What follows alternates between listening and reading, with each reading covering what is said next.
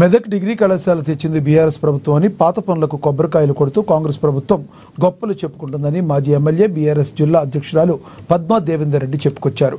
మెదక్ జిల్లా Ramayampet BRS party కార్యాలయంలో ఆమె మాట్లాడారు.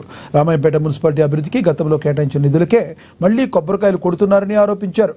దమ్ముంటే కొత్త నిధులు తీసుకురావాలని ఎమ్మెల్యే రోహిత్ రావుకు సవాల్ విసిరారు. కాంగ్రెస్ పాలన కొత్త సీసాలో పాత సారాగా మారిందని విమర్శించారు. ప్రజల సమస్యలను పట్టించుకోకుండా ప్రతిపక్షాలపై కేసులు పెడుతూ ఇబ్బంది పెడుతున్నారని చెప్పుకొచ్చారు. దాదాపుగా 19 నెలల కాలంలో ప్రభుత్వం చేసింది శూన్యం.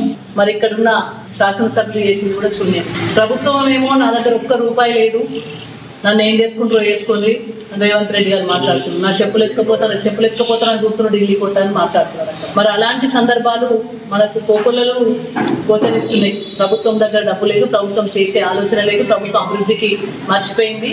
ఏమన్నంటే అందరి మీద కేసులు పెట్టుడు, ఇబ్బందికరమైన పరిస్థితులు కల్పించడు, ప్రతిపక్షాలను దూషించుడే పనిగా పెట్టుకున్నారు. దాంతో భాగం సేమ్ మెదక్ నియోజకవర్గంలో కూడా జరుగుతుంది. ప్రతిపక్షాలను ఏం చేయలేదని చెప్పేసి దూషించడో, భయభ్రాంతులకు గురి చేసుడో, కేసు పెట్టుడో ఇట్లాంటి జరుగుతాం. నేను ఒకటే అడుగుతాం, 19 నెలలు అవుతుంది ఇప్పటి వరకు మెదక్ నియోజకవర్గంలో పాత వర్కులకే కొబ్బరికాయలు కొట్టుడు తప్ప అభివృద్ధి అయితే శూన్యం.